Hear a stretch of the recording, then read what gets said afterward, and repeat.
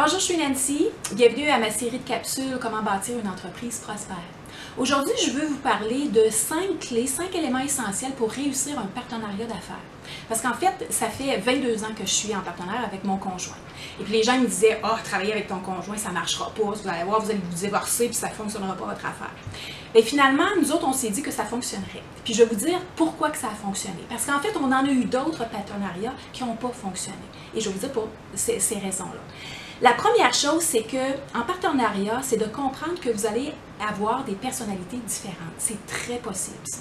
Et mon conjoint et moi, vraiment, là, on était à l'opposé. Okay? Lui, c'était le visionnaire, puis moi, j'étais la personne qui était, qui cherchait à, ben, tu as plein d'idées, mais on peut-tu en prendre une, puis l'arriver à la fin. Donc, j'étais la personne qui était très structurée, analytique, qui, les décisions avaient besoin d'être réfléchies, donc on était vraiment à l'opposé.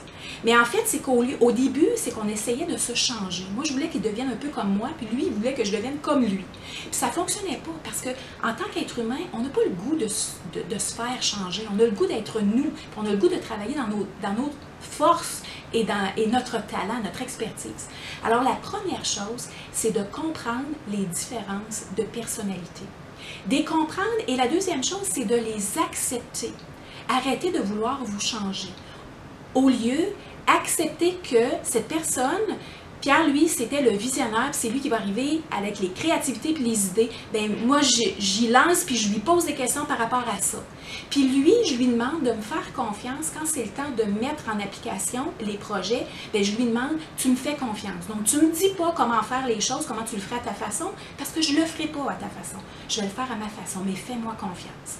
Donc, comprendre, s'accepter, se respecter dans nos différences, et puis se faire confiance, ça, c'est la chose extrêmement importante.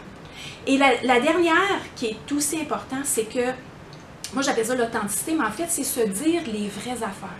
Au moment, donc travailler la communication. Au moment où est-ce que ça ne fonctionne pas, vous êtes frustré, vous êtes impatient, ça ne fonctionne pas comme vous voulez, il y a des choses que vous avez envie de dire, c'est le temps de le dire. C'est pas le temps d'attendre que vous explosez à un moment donné, mais d'avoir des rencontres régulières qui fait en sorte que ça vous permet de dire les vraies affaires calmement, clairement, mais calmement. Très important.